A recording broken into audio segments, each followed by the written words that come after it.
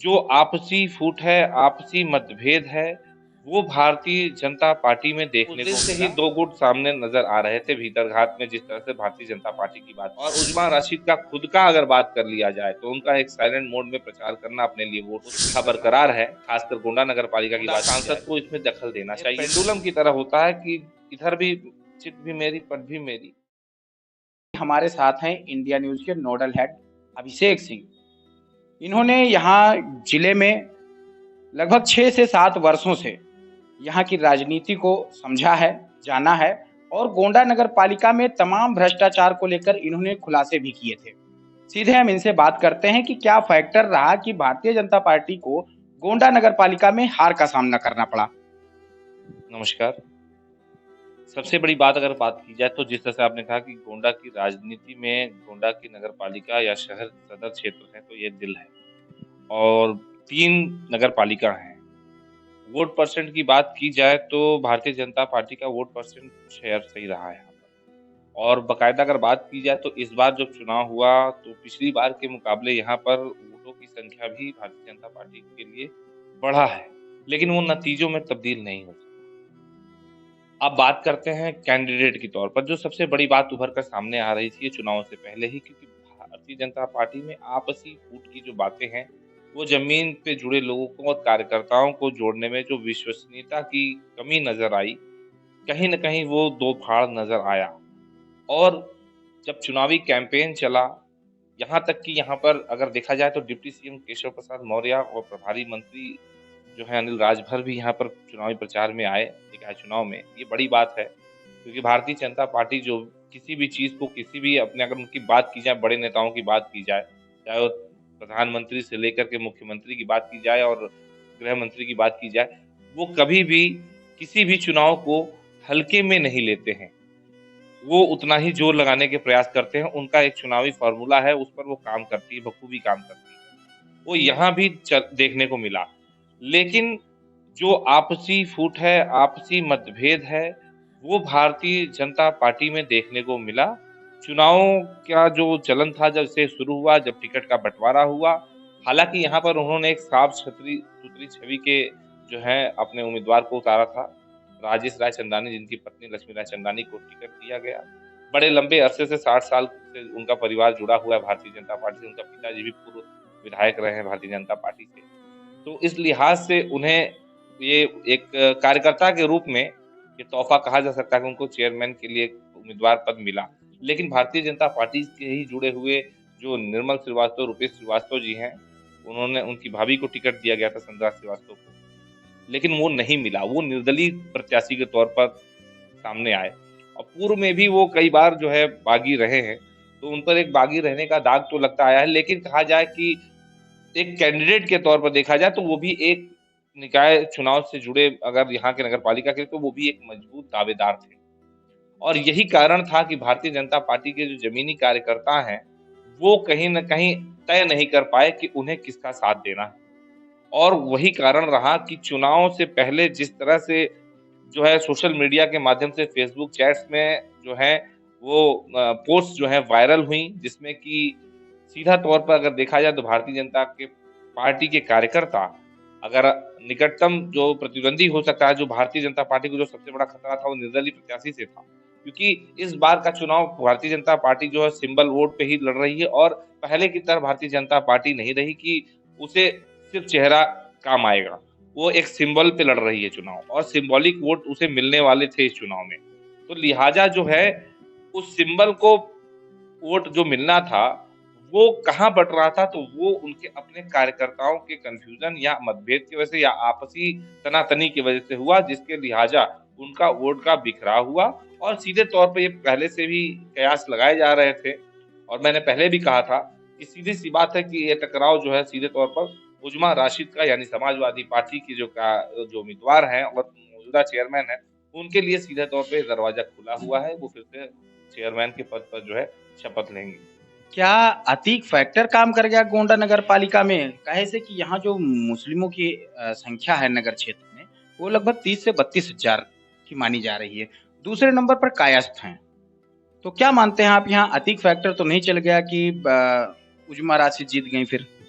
देखिए, अतीक फैक्टर की बात की जाए तो प्रयागराज से मैं लंबे समय से वहाँ भी रिपोर्टिंग की है और जो इस दौरान भी वहाँ पर जो देखने को मिला है कि आपको वहीं की बात कर लूँ तो वहाँ का जो वार्ड है, जहाँ से अतीक अहमद आते हैं, वहाँ पर भारतीय जनता पार्टी के प्रत्याशी 2000 मतों से हारे हैं।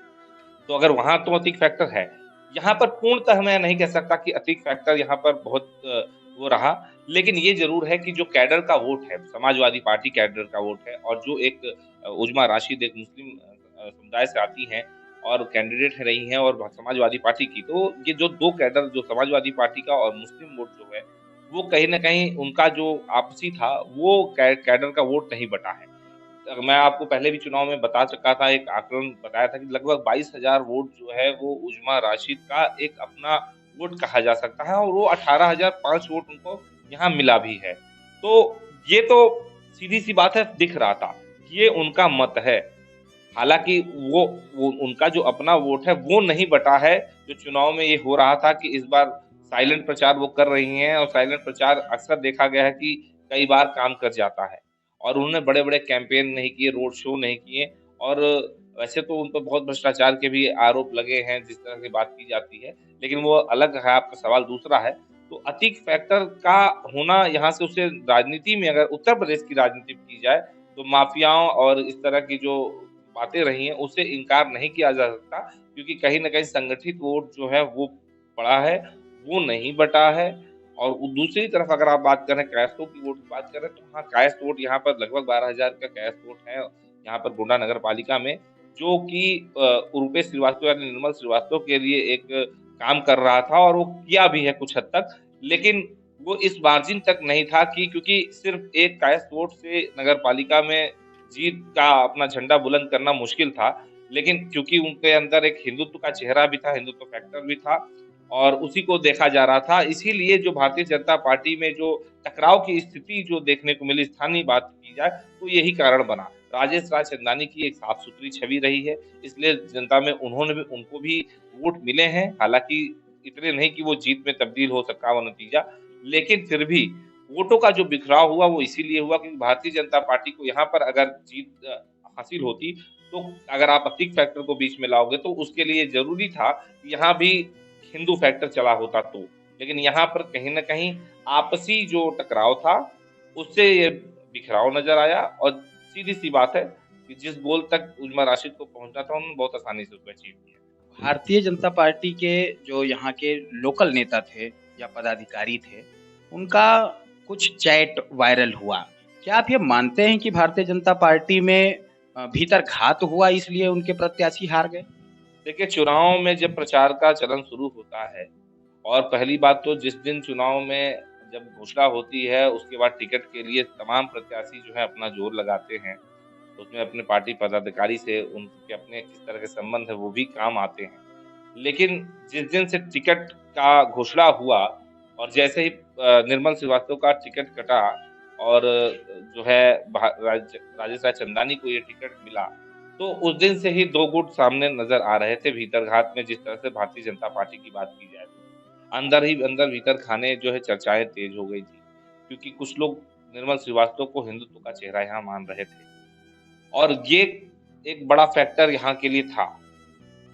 क्योंकि जो रूपेश श्रीवास्तव हैं, वो काफ़ी लंबे समय से भारतीय जनता पार्टी से जुड़े रहे हुए हैं। हालाँकि उन्होंने लगातार कई बार बागी भी हुए हैं, 2017 के चुनाव में भी बागी होने से हुआ। हालाँकि तब उन्होंने इतना फैक्टर उनका ये काम नहीं आया।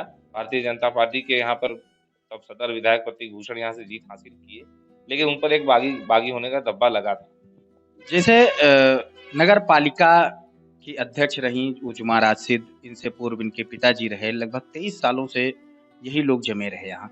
आपने यहाँ के भ्रष्टाचार को लेकर भी रिपोर्टिंग की, खुलासे भी किए। क्या मानते हैं आप भ्रष्टाचार का मुद्दा नहीं चल पाया? जी, बात की जाए तो अगर 23 साल की बात आप कर रहे हो, 23 साल का सूखा अब 28 साल के लिए है। भारतीय जनता पार्टी को 5 साल और अभी राह देखनी होगी। भ्रष्टाचार का मुद्दा यहाँ पर काफ़ी रहा है। भ्रष्टाचार की जो सुराही है वो तकरीबन यहाँ पे पूरी तरह से भर चुकी थी गगरी, लेकिन वो फैक्टर यहाँ काम नहीं आया। और वो ये आपने जो बात जोड़ी कि अतीक फैक्टर, कहीं न कहीं इसमें ये बात भी ज़रूर रहा क्योंकि जो मुस्लिम मतदाता है उसने इन चीज़ों को कहीं न कहीं दरकिनार किया।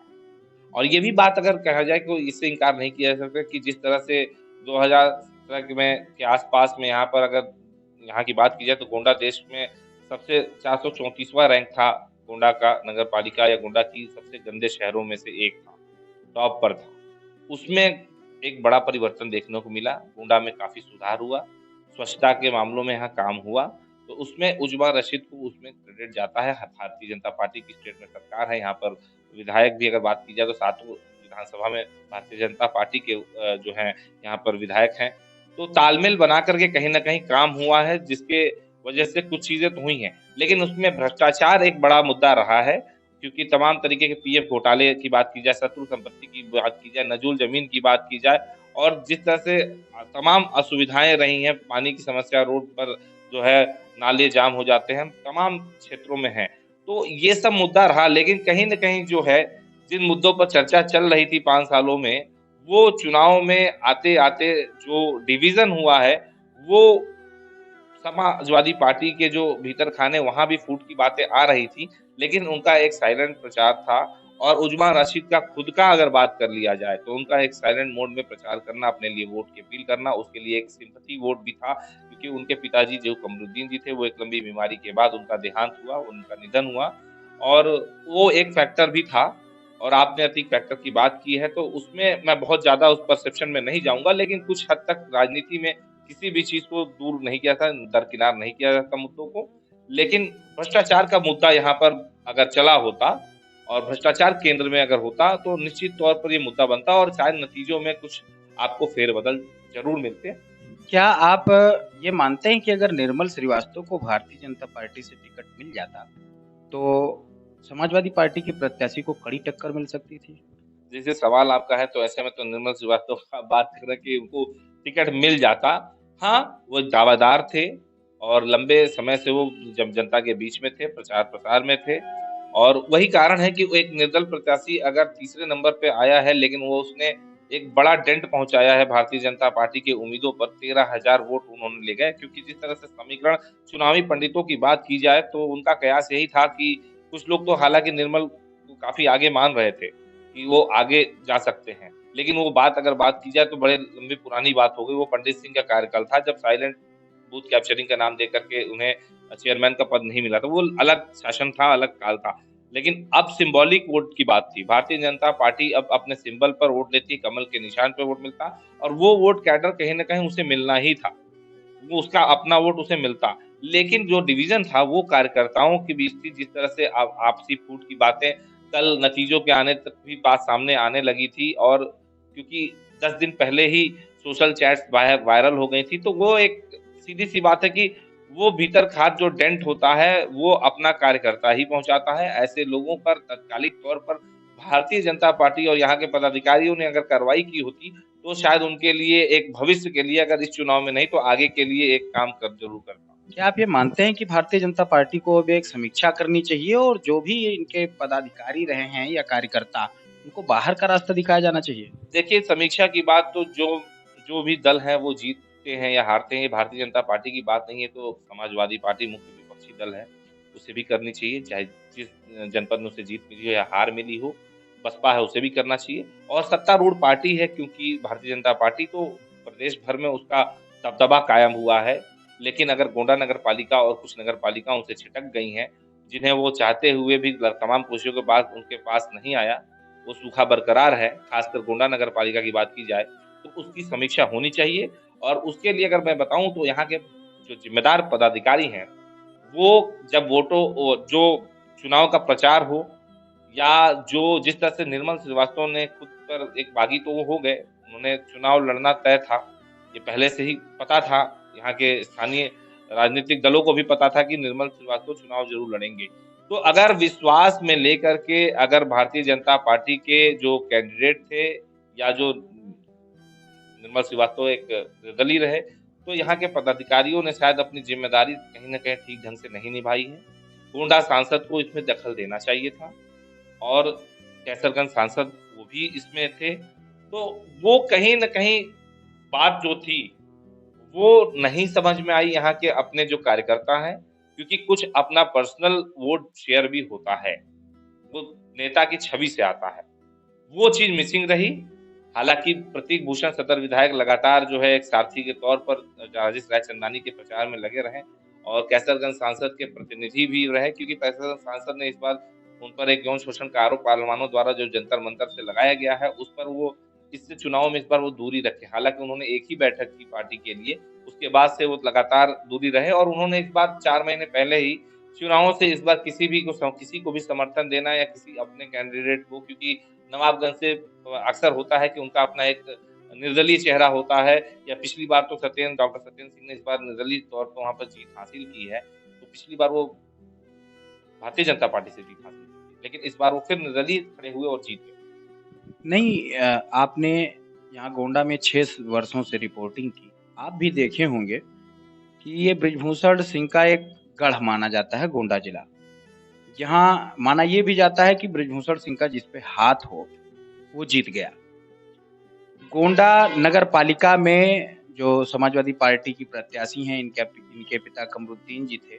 इनसे बृजभूषण सिंह की नज़दीकियाँ जग जाहिर है।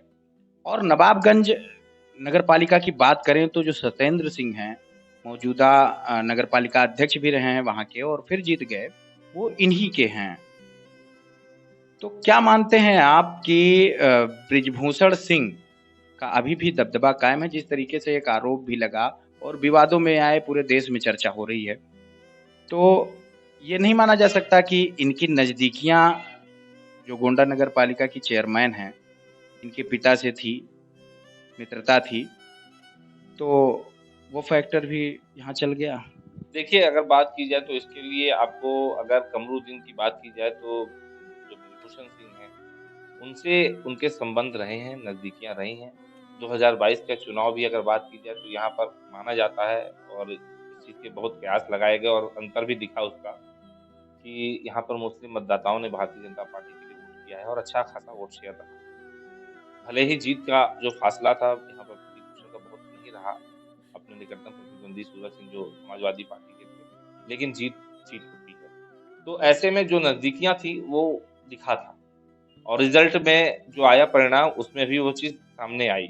और जब हाल-फिलहाल में जब कमरुद्दीन की तबीयत खराब हुई तो एक लंबी बीमारी से उनका देहांत भी हो गया, तो वहाँ पर भी बीमारी के दौरान उनका हालचाल लेने के लिए जो है पहुँचे थे और उनकी मृत्यु के बाद भी उन्होंने परिवार को जो है अपना अपना संपत्ति जो भी दे सकते थे वो दुःख की घड़ी में। तो नज़दीकियों की बात की जाए, वो व्यक्तिगत संबंध भी होता है और जब बात राजनीति की आती है, तो कुछ भी असंभव नहीं होता। तो ये पेंडुलम की तरह होता है कि इधर भी चित भी मेरी, पट भी मेरी। तो उस चीज़ को आप दरकिनार नहीं कर सकते राजनीति में, क्योंकि संबंध हैं और संबंध किस तरह से निभाए जाते हैं, ये बड़े नेता जो होते हैं, वो उस चीज़ को बखूबी अपना जानते हैं। लेकिन किसी के लिए प्रचार में ना आ पाना एक उनकी अपनी विवशता भी कह सकते हैं इस दौरान, क्योंकि वो देखने को मिली। हालाँकि उन्होंने पहले से ही इस चीज़ को मना कर दिया था, लेकिन जो आरोप की कटघरे में उनको खड़ा किया गया है, वो उस चीज़ से अपने आप में अभी वो उन चीज़ों से अभी अभी जूझ रहे हैं और उसके लिए अभी वो कानूनी प्रक्रिया है, न्याय व्यवस्था है, वो उसमें फैसला हो जाएगा। उस पर बात करना अभी दूसरी बात हो जाएगी, क्योंकि चुनावी बात हो रही है। तो चुनाव में उनका प्रचार तो नहीं देखने को मिला, जो आम तौर पे। तो जनता के मन में जो पहले से परसेप्शन बने हुए थे कि पूर्व में ऐसी जो रहा है कि उन्होंने एक भीतर खाने बात कही जाती है कि समर्थन।